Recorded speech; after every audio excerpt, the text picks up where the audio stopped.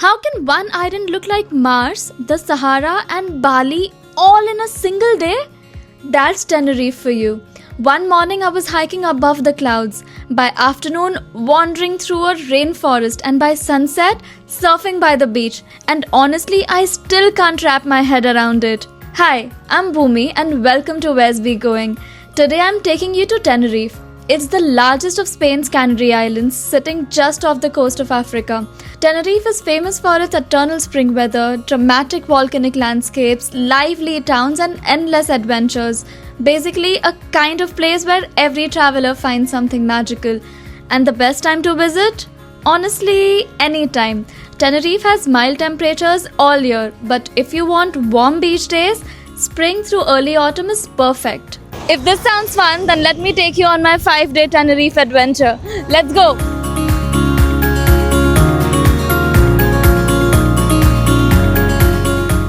We landed at Tenerife South Airport around 4:30 in the evening. Now it doesn't really matter whether you fly into the south or the north because the island is quite compact. You can usually drive from one end to the other in about an hour or so on the motorway, though some mountain routes might take a bit longer. First thing we did was pick up our rental car, which I booked through Discover Cars. Honestly, such a good decision. They are affordable, convenient, and the best part is, no hidden cost. I've added the link in the description below if you want to check it out. But here's the thing, you don't absolutely have to have a car. Tenerife's public transport system, especially the green Titsa buses and tram between Santa Cruz and La Laguna, are quite good for getting around major towns and tourist spots. But full disclosure, for remote mountain trails, hidden beaches, or doing lots of hopping around, having a car gives you much more flexibility. So whether you want freedom or you're happy with slower scenic travel, both options work. We checked into the hotel in Los Cristianos. The base you pick really shapes your experience. The south is sunnier, drier, built for beaches, resorts, and lively nights. The north is cooler, greener, often cloudier, and gives you more of that relaxed, local and nature feels. So we decided to split our time, a few nights in the south to soak up the sun and a few in the north to enjoy the nature, calm, and local culture. Without wasting any time, we drove straight to Mount Teide, Spain's highest peak at 3,700 meters and a UNESCO World Heritage Site. You can hike here, but if you want to summit, you'll need to register in advance. We are now driving up to watch the sunset. I've seen so many reels on Instagram and it's one of the most magical sunsets you'll ever see. Above the clouds, surrounded by volcanic peaks, I'm so excited. But as we started driving higher, the fog kept getting thicker. At one point, we could barely see the road ahead, and I kept thinking, please clear up, just a little bit, please. We finally reached the viewpoint and nope. Completely covered in fog. No golden light, no clouds below, just mist, wind, and that eerie mountain silence. But still, here's a tip. Try to reach at least an hour early. If it's foggy, you'll still have time to drive higher and maybe catch that glow above the clouds. We booked this Teide sunset and stargazing tour through Get Your Guide. Links in the description if you want to check it out. After that, our guide took us to another location, away from the fog, and that's when everything changed. Alright guys, we are here and oh my god, I've never seen so many stars in my entire life. I wish I could show this to you on a video, but here are some pictures. Look how amazing. Also, how breathtaking is this Milky Way? And girls, do not listen to your partners or friends. I'm freezing here. Get a puffer jacket with you.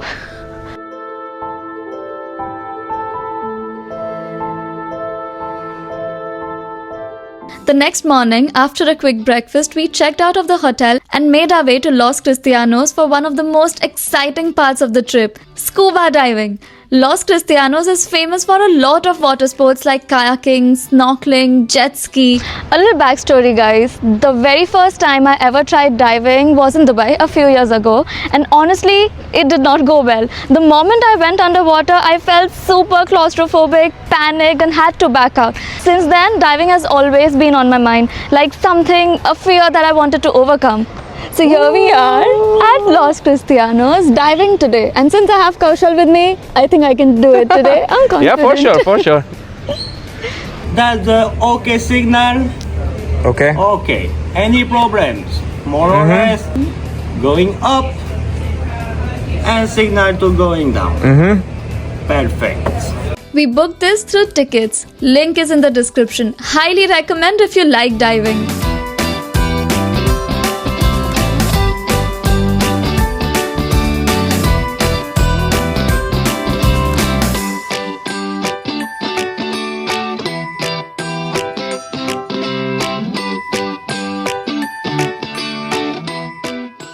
We are headed up north for the next 2 days now, and our road trip to Santa Cruz de Tenerife begins. Woohoo! It's an hour's ride, so of course we have our snacks packed and playlist ready to keep the vibe high.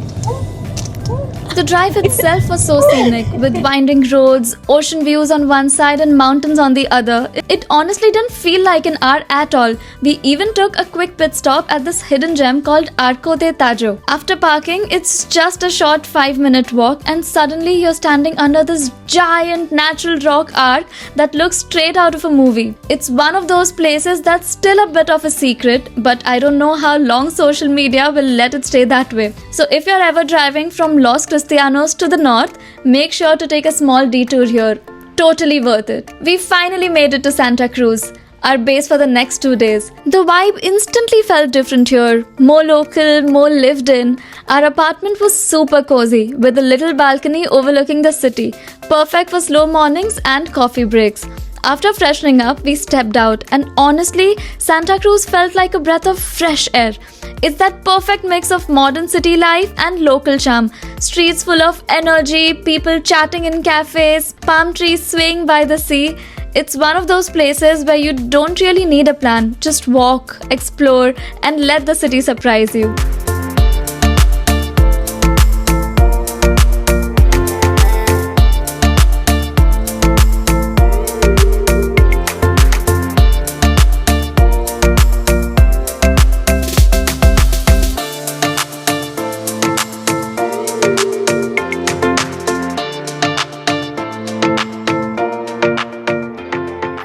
Later in the evening, we drove to Playa de las Teresitas. It's the beautiful golden sand beach, and fun fact, the sand was actually imported all the way from Sahara Desert. We spent some time just chilling by the water, soaking in the views as the sun went down. After that, we had dinner at a little restaurant right by the beach, the perfect way to end the day. Day 3 started early. We were heading to rural Anaga Park. The drive itself felt like an adventure. Sharp curves, misty hills, and views that constantly switched between ocean and forest. So yeah, drive carefully here. Our first stop was Mirador de Jardina, a quick viewpoint, but wow! You can even come here at sunrise to see Mount Teide glowing in the distance, and the parking, it's right behind here. Rural Anaga is then just 5 minutes away from here. Reach early because they only have 30 to 40 parking spots here. Rural Anaga is a paradise for hikers with endless trails surrounded by ancient laurel forests that look straight out of a fairy tale. We chose a short and beginner-friendly trail, the Trail of Senses. It's less than 2 kilometers long with hanging bridges, mossy paths, and signboards that tell you to stop, smell, listen, basically use all your senses. Later, we stopped at Pico de Ingles, another breathtaking viewpoint with cloud-covered ridges and twisted forest paths that look like nature's art. Oh my god, look at that view. The sea, and that's Mount Teide right there. Beautiful.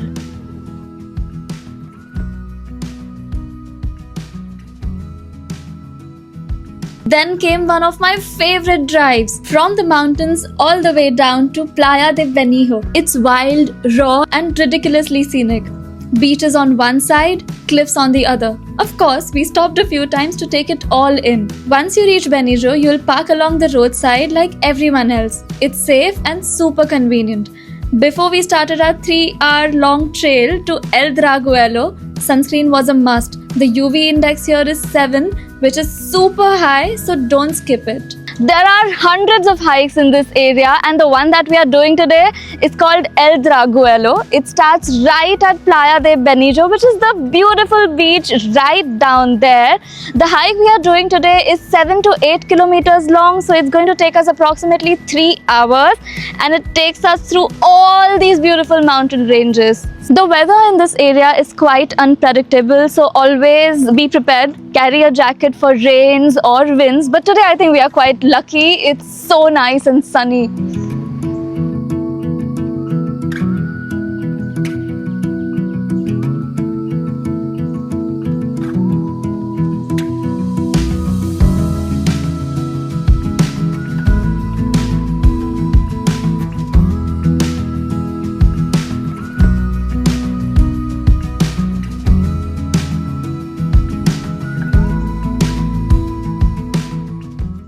भारतीयों से निवेदन है कि यदि आपको आसपास कूड़ादान ना नजर आए तो कृपया अपना कूड़ा अपने बस्ते में रखें और वातावरण को प्रदूषित ना करें।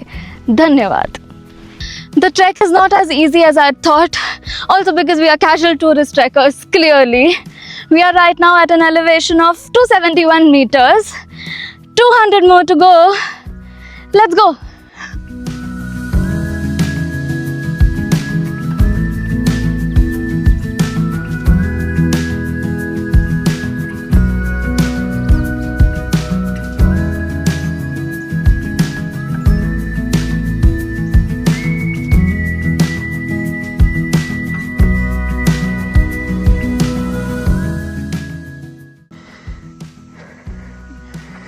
We've reached the top of our hike. Yeah.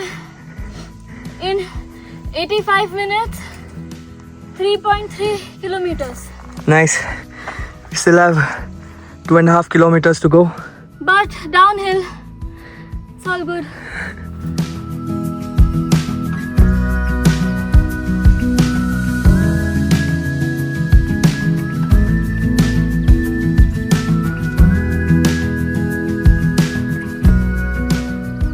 That view from the top was kind of sad, right? Seems we were mistaken because that is the end point, and now we are super excited. Let's go, yeah? Let's go.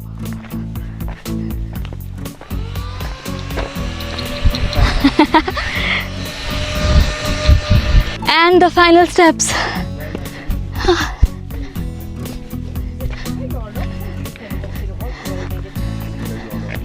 Hola. Hola. Guys, after a very sad mistake, this is something. This is the view. Look! So beautiful. And wait, that's not all. Come around, come around.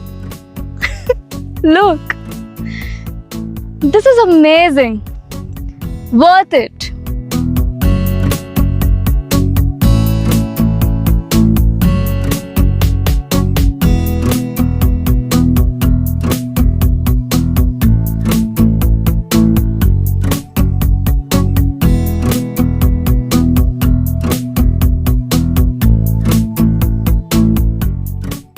I feel hiking down had even better views.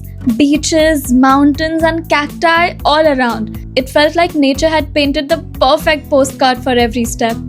After the hike, we finally made it to Playa de Benijo. Wild, rugged and completely worth it.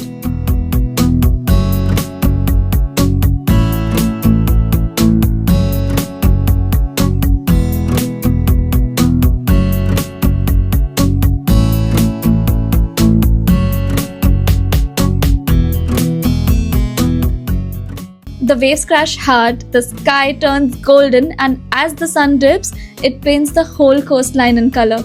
A perfect way to wrap up the day before heading back to Santa Cruz de Tenerife. It's day 4 and we have checked out of Santa Cruz and are now headed south for the next 2 days in Tenerife.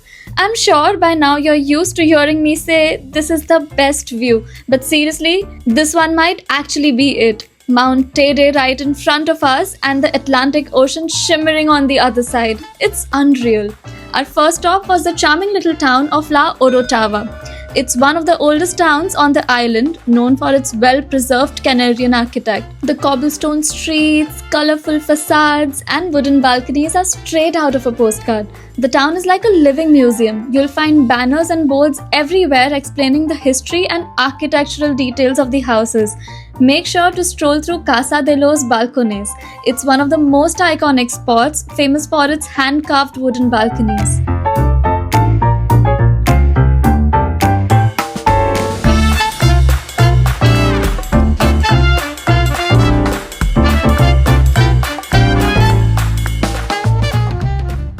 Next, we drove down to Puerto de la Cruz, a vibrant coastal city that blends old charm with a lively vibe.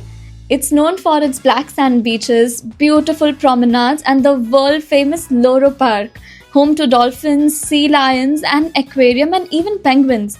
It's one of the most visited attractions in the Canary Islands. Fun fact, paragliding is also super popular here. Pilots take off right from the edge of the mountains and land directly at the beach. It's such a cool sight to watch.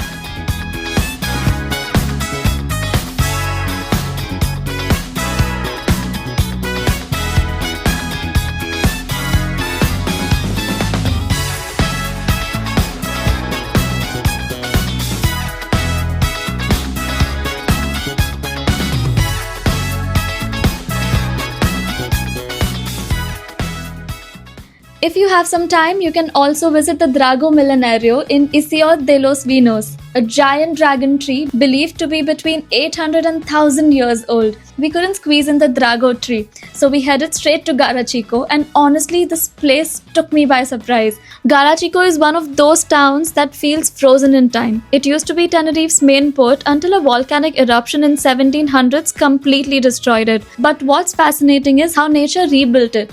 Those same lava flows created the natural rock pools that make Garachico so unique today. These pools are a mix of natural and man-made structures filled with crystal clear seawater. You can swim, sunbathe, or just sit by the edge watching waves crash into rocks. It's mesmerizing. The town itself is small but full of charm. Narrow cobblestone streets, whitewashed houses, and cozy cafes that make you want to slow down and stay a while. It's peaceful, it's beautiful, and it has its raw coastal energy that feels different from anywhere else on the island. After a full day of exploring, relaxing and floating in the water felt like a perfect kind of break.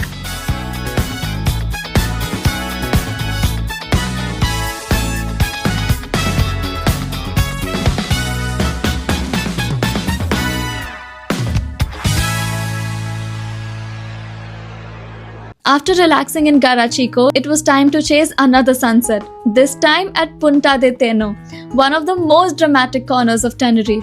The spot sits at the island's westernmost tip inside Teno Rural Park, and it feels like you have reached the edge of the world. The views are unreal, rugged cliffs dropping straight into the ocean, an iconic Teno lighthouse, and on a clear day you can even see Los Gigantes cliffs in the distance. But here's something important to know. Car access is restricted from 10 am to 7 pm, so you can't just drive all the way up. Instead, you'll need to take the public bus from Buena Vista del Norte, which runs regularly throughout the day. The ride itself is scenic, winding along coastal cliffs, so don't forget to grab the window seat. There are also a few hiking trails around Punta de Teno which offer breathtaking views, especially the Camino del Risco trail, which connects Buena Vista to Teno. It's a bit steep, but perfect if you love adventure and want those wild coastal shots.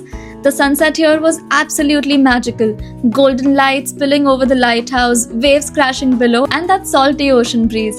It's one of those places where time just slows down. After the sun dipped behind the horizon, we headed to our hotel near Santiago del Teide to rest up for the last day on the island.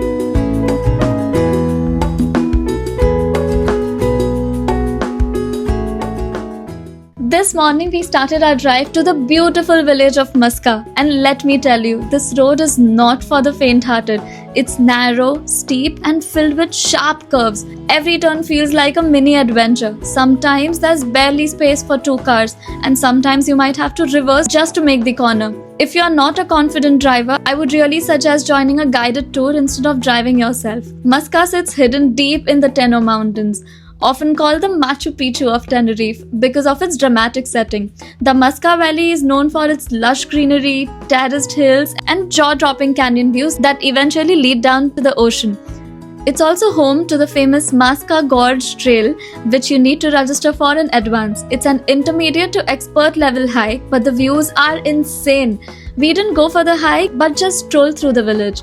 We stopped for breakfast at La Fuente, a cozy cafe that overlooks the entire Masca Valley. The view here is surreal. Imagine sipping coffee while clouds float between the mountains. And yes, they do have vegetarian options. Since it was our last day, we decided to take on the hardest challenge yet: souvenir shopping. There were so many cute options: magnets, handmade jewelry, volcanic rock crafts, postcards, and ceramic tiles.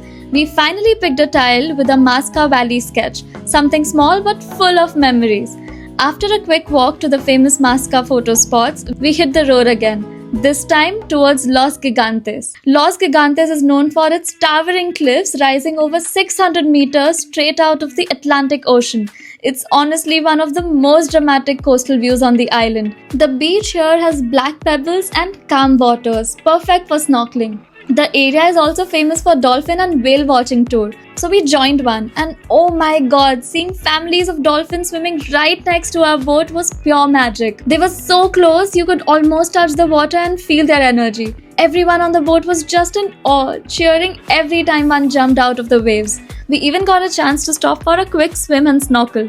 Fun fact, this is also where Masca hike ends, so you can actually hike down from Masca and take a boat back to Los Gigantes. Our final stop was Playa de las Americas, the perfect way to wrap up the trip. It's the island's surfing spot, and we joined a quick 2-hour beginner surf session. The instructors taught us how to catch the wave, how to stand, and how to balance. I fell about 20 times, but that one time I finally stood up, it felt so empowering. And with the sun setting over the ocean, the whole moment felt so cinematic. We booked this one via Get Your Guide too, and I've linked it down so you can check it out. After surfing, we freshened up and went back to Las Americas for one last night on the island. This place is the heart of Tenerife nightlife. Beach bars, live music, DJs spinning every genre, rooftop lounges, and clubs with ocean views. We wandered through the beach and Veronica's Strip, checking out everything from cozy cocktail spots to vibrant dance floors. If you like people watching, street performers, and colorful lights bouncing off the ocean, this is your scene. Ending the night here was the perfect way to wrap up 5 days of adventure, from mountains to beaches, forests to cities, and everything in between. Tenerife truly has it all. And just like that, our 5 days in Tenerife have come to an end. From hiking above the clouds at Mount Teide, exploring misty forests in Anaga, discovering hidden villages like Masca, to chasing sunsets and learning to surf in Playa de las Americas, this island truly has it all. Tenerife is one of those places that surprises you at every turn. Every corner feels like a new adventure. Dramatic cliffs, volcanic landscapes, lush valleys, wild beaches, and the warm, welcoming Canarian vibes everywhere. Honestly, I still can't believe all of this exists in just one island.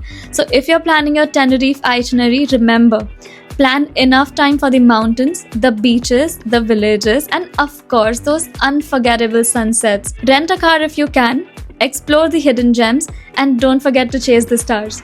I hope this vlog gives you ideas, tips, and inspiration for your next adventure. If you enjoyed coming along with me, subscribe to Where's We Going, hit the bell, and leave a comment. Tell me which Tenerife spot you'd love to see in person, and don't forget to share this with your travel buddies. Maybe your next adventure is waiting right here.